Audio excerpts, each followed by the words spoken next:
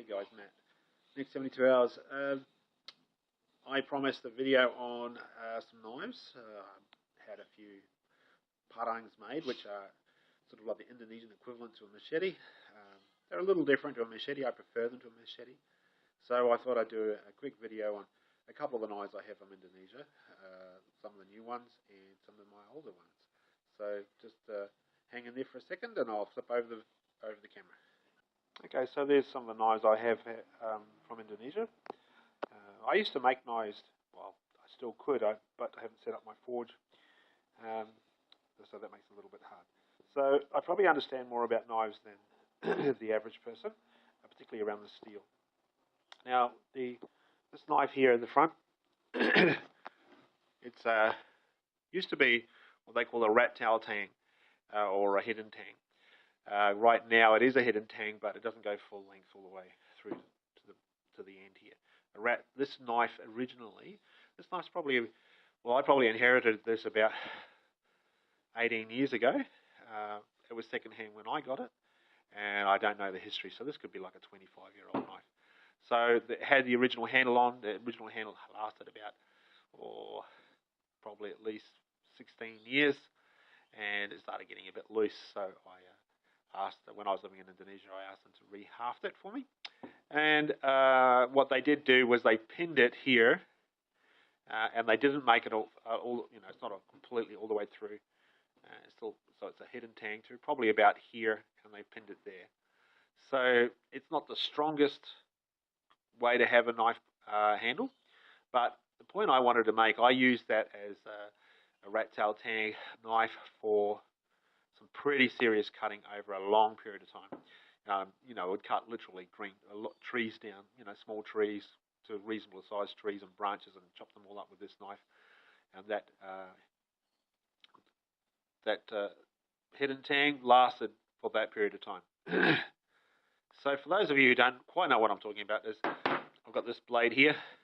This is probably the worst way you want to have a tang. Now, rat tail tang, or what I call a rat tail tang at least, I'm sure there's other ways to call it, would run the full length through to the end of the handle here.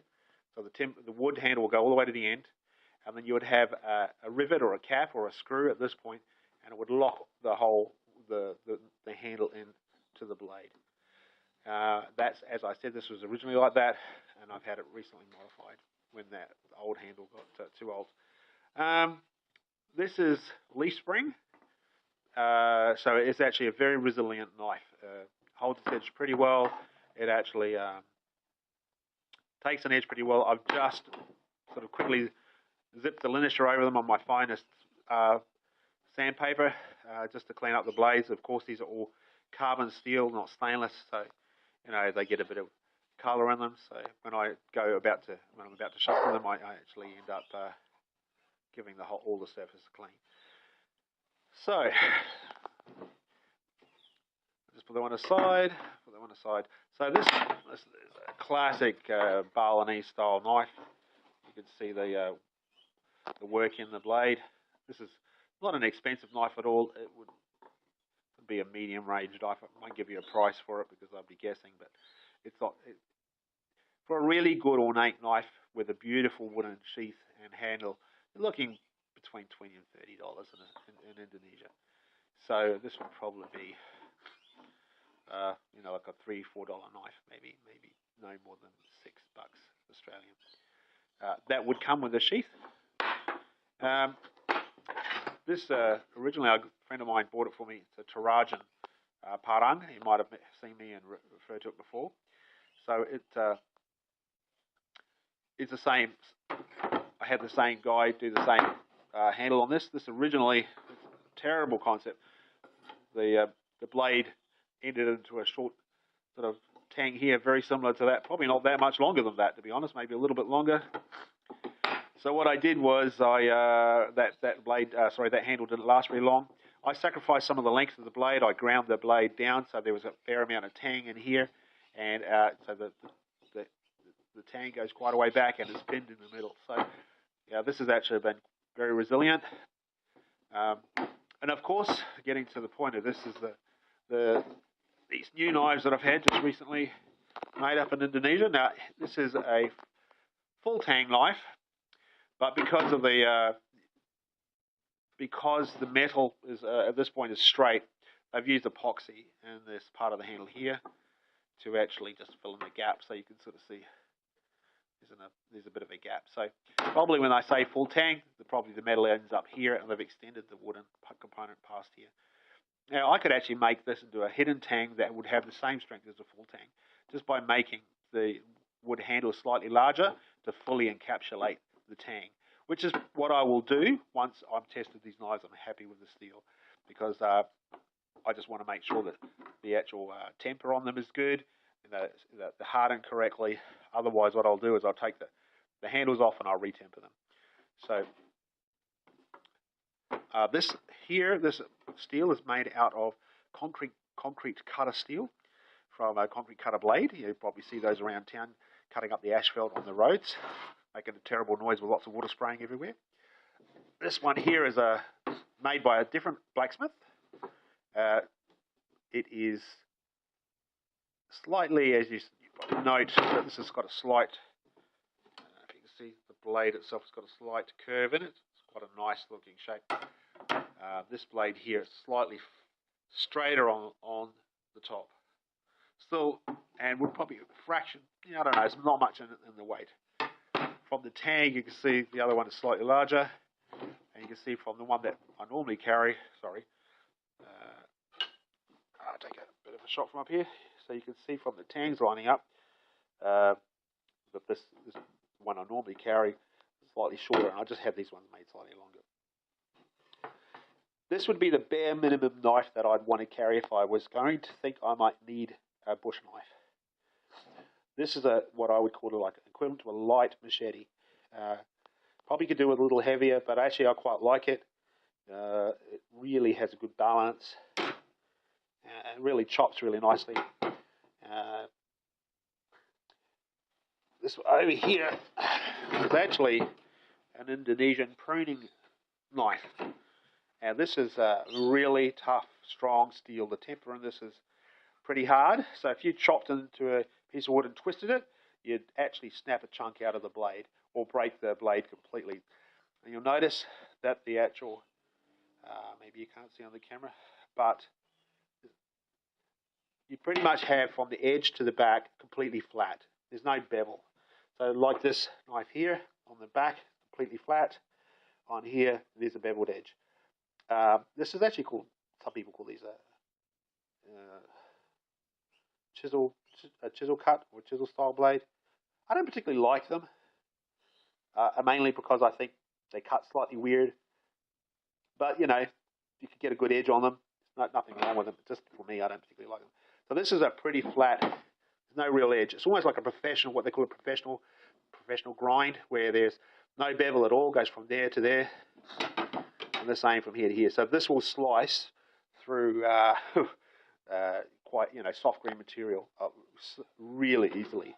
It hasn't actually got a proper edge on it at the moment. So now what I've done over the years, you'll see with this knife here, I've had that for a while. Every time I will run it through the Elinisher, I make sure I sort of flatten off this edge here. So this has slowly progressed from a blade that had quite a large bevel here to a much flatter edge here, more of a professional edge. You can see there is a bit of a bevel there, and there is a bit there. It just means that it just slices so much better through green material. The danger for this, of course, I don't know how many people understand the concept of the actual blade itself. Now, at the tip here, where the cutting edge is, you want that as fine as possible, because the finer that is, of course, the sharper it's going to be. So when that starts penetrating, if you have a real sharp, fine edge, but the actual bevel is, like 60 degrees, like a cold chisel, you're not going to chop through much, even if that's razor sharp.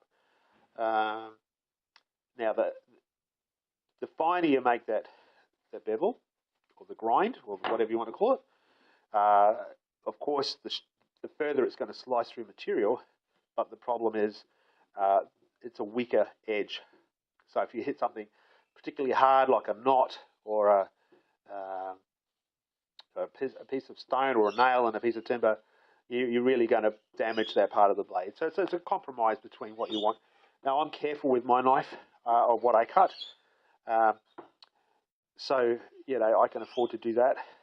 Also, because I have a linisher, and if I actually have any problems, I can easily grind them out and fix them up. So as you progress down the blade, the actual grind on here should be pretty flat. And as it approaches this point, it's still reasonably flat at this point. As you're coming to this point, I tend to, so you can see the edge down here is reasonably, not blunt as in, but the actual angle is quite acute, quite dramatic. It's like a 45, no, not 45, probably a 40 degree. And this is because mostly you don't use this part of the blade. If anything, this will be what accidentally connects with something when you're chopping, and it can get damaged. I would say predominantly what most people use these blades, part of the blade for, if they're honest, is digging holes. So if that, and then timber in the ground, and so this part of the blade can get damaged by stones and stuff like that. So I know people are going to go, oh, you don't do that, but yeah. Most people, if they're honest, would say if they were caught out and they needed to dig a hole, they'd use it. This is what they'd use. So what I've done for this part of the blade, it's a little tougher, not so fine, so it would more likely to withstand a bit of mistreatment. So what I'm going to do is, Phil's already got another one identical to this, and I'm going to either land one of this blade or this blade here to Not You, Not Me, and he's going to do a bit of a review on them for me. He probably borrow both knives over a period of time and see what sort of results we get. Anyway, so to give you an idea, I paid probably about 8 years ago $5 for this knife. That was particularly cheap because I got it from a different island. For, as I said, a normal knife like this, a really good quality one with a much better case and handle, be about 30 Australian. These knives here, in Indonesia, I'd probably pay $30 as is, without any handles or sheaths with them. So, yeah, interesting anyway. So, stay posted for reviews on those knives. The only other thing I wanted to show you was this here. This is actually what I used to hone it. It's actually a sandstone stone that I got from Indonesia. I have no idea what the grit is, but it would have to be somewhere between 1,500 to 2,000 grit. It's very, very fine. And after I've sort of used my finest blade, after I've honed the blade with on the linisher, or I've polished up the blade on the linisher with my finest fine sanding belt. I just then either buff it with a leather buff, or hone it with this and then buff it up slightly, and I can get it razor sharp with this. Anyway, so these all need sharpening. They're not razor sharp at the moment, so got a bit of work ahead of me. And then I'll lend one of these to Not You, Not Me, and we'll see what he thinks of them. Anyway, I'll catch you guys later.